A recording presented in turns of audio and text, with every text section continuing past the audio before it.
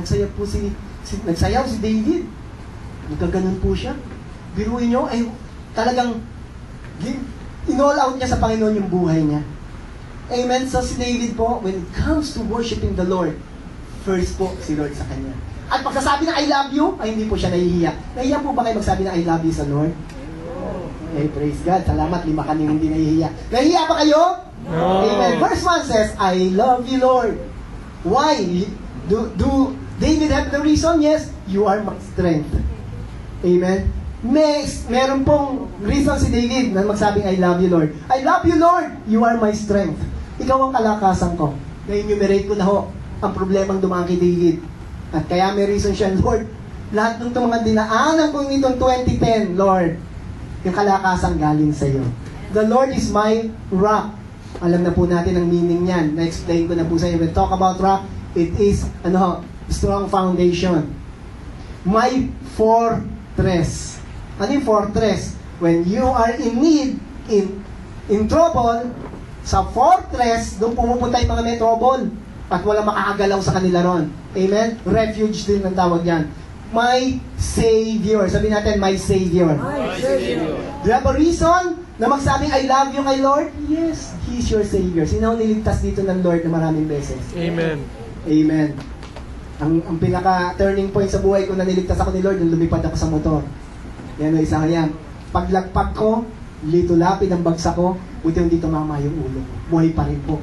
At marami po. Yung lang trip namin sa Cebu, meron pong time doon, yung alon malakas, pinilit ho nung nag-ikot sa amin sa island hopping, nung pabalik kami, talaga naman po ang lakas ng alon. Amen? Kaya ayoko nang mag-island hopping eh. Pero alam ko, pag lumubog yung bangka, tataas po ako. Amen? Ibig sabihin na pupunta na ako sa Lord. Po? Pero, alam niyo po, ang protection ng Panginoon andun lagi. He is your Savior. Hindi lang siya concerned sa kaligtasan mo pagpunta ng langit.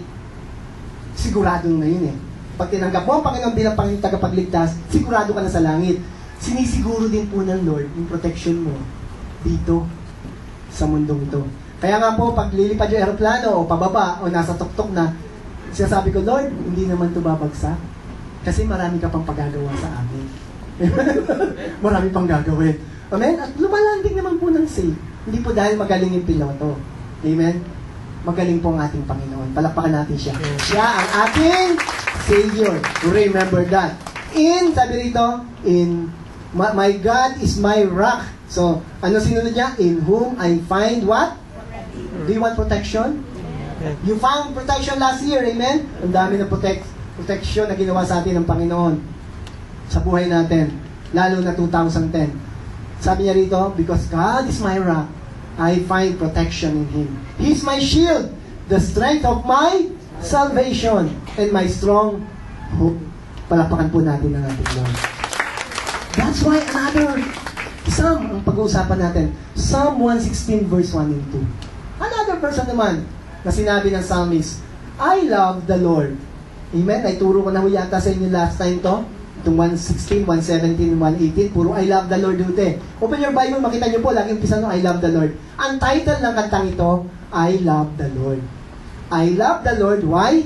Because He hears and answers my prayers. Sino hindi sinasagot ni Lord dito?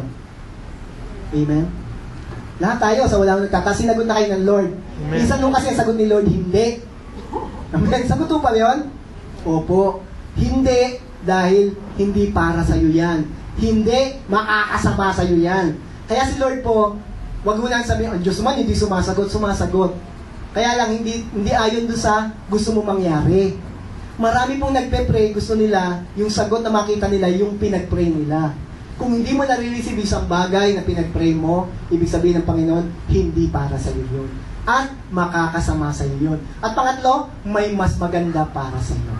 Amen? Are you with me, church? Kaya huwag kayong magtatampo sa Diyos, wala kayo namang karapatan na magtampo sa Diyos. Amen? Dahil, biyaya niya lang ang manalangin ka sa Kanya.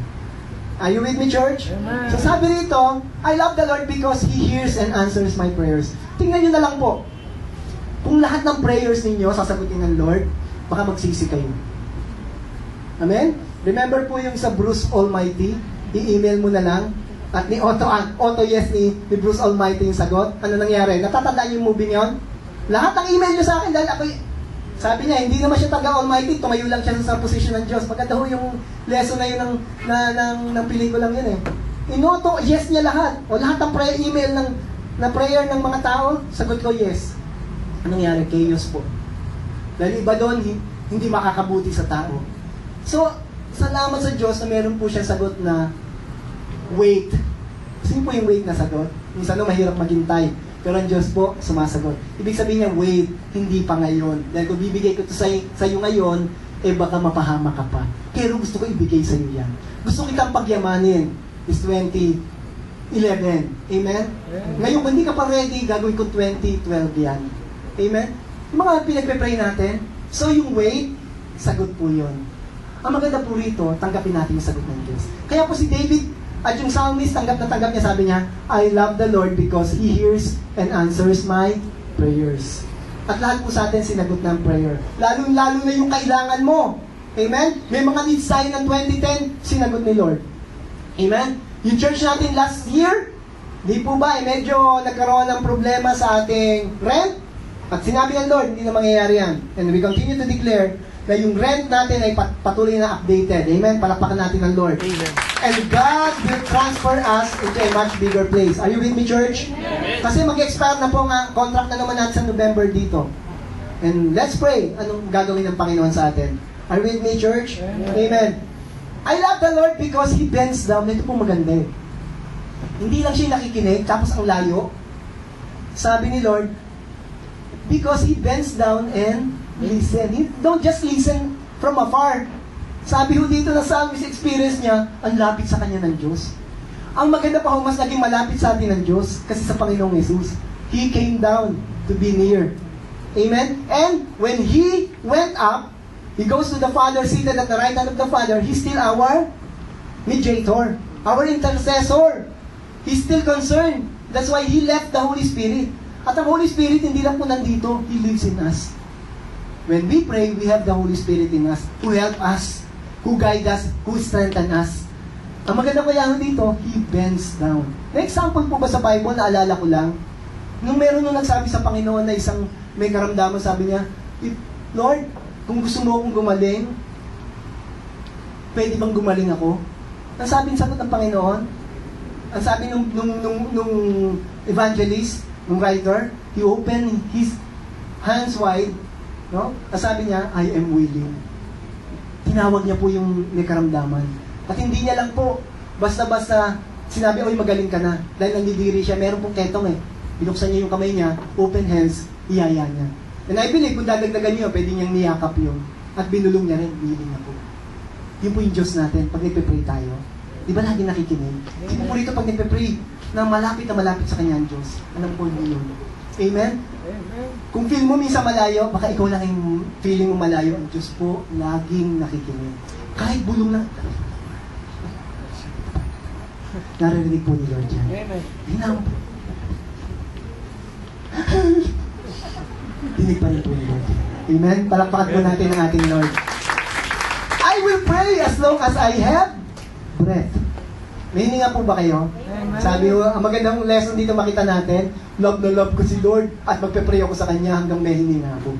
Amen? Hindi niyo kailangan mag-pray pag... Nakita na ko kayo ng patay nung nagpe-pray?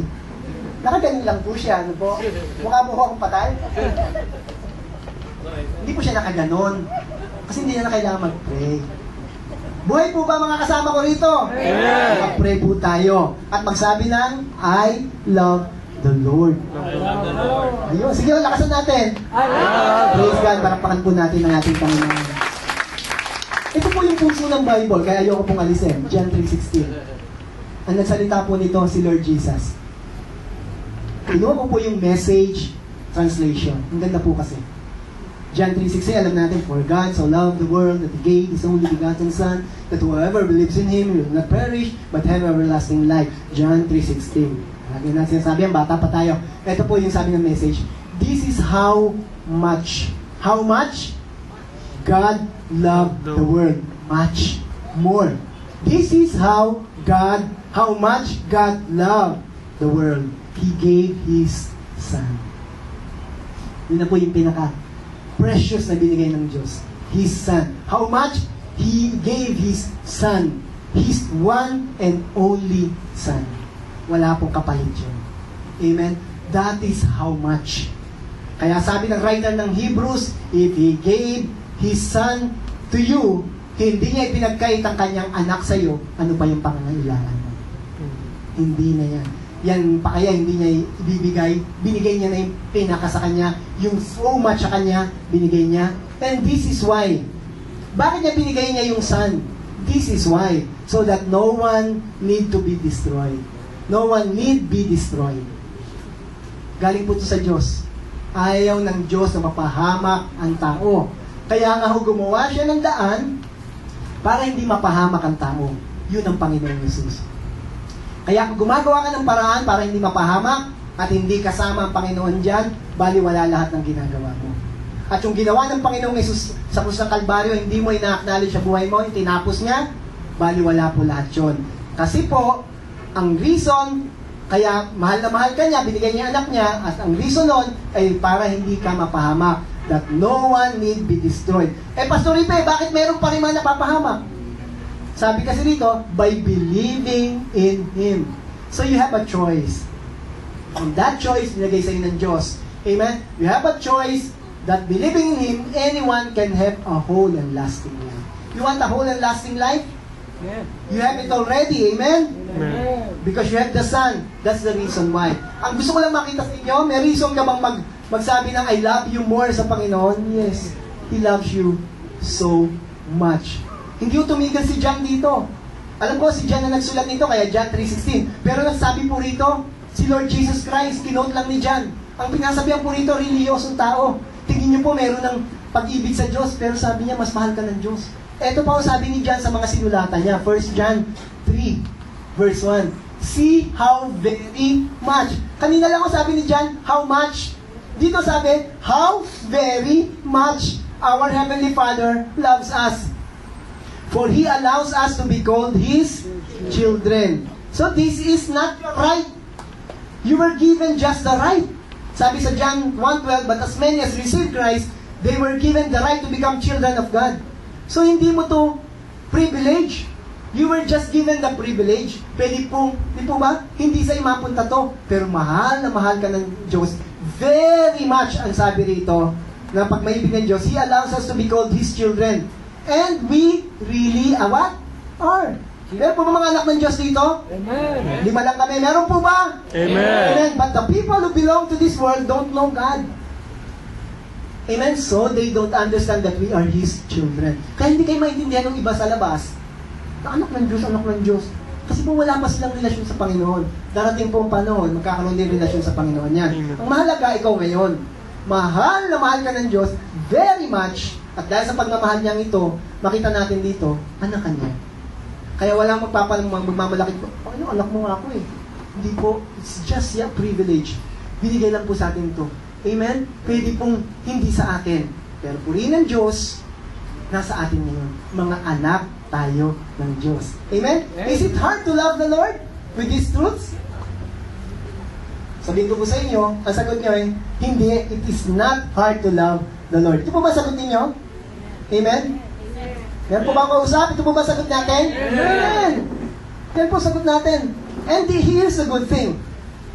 The good thing is you are capable. No? The good thing is He made you to love Him and give you the capability to love Him also. God made man with a capacity to love and response to love. Amen? And the best part is the day that we became Christian or in Christ, as Paul said, we have the more capability to love God. Sabi ng Romans 5:5. Amen? Ito ang sabi. And hope does not disappoint. Do you have hope? Amen. Pag yung hope na yun ay nasa hope natin sa Panginoon, wala pong disappointments yan. That will happen. Why? There is a love of God that has been poured out within our hearts. This love of God, ipinuhos po sa ating puso through the Holy Spirit who was given to us. The Holy Spirit lives in us. And since the Holy Spirit lives in us, the love of God is in our hearts. That's why, nung Nung tinanggap natin ang Panginoon, na in love na po tayo sa Kanya. Amen? Wala kang ganang magbasa ng Biblia. Amen? I remember, lagi kong kinikwento to, nakakapagbasa lang ako. Naalala kong kunin yung Biblia naming pula noon, na Catholic edition, tuwing Holy Week lang ho. Kasi walang palabas sa TV. Kaya I remember, 80s po yun, 70s, kinuha ko po yun, binabasa ko.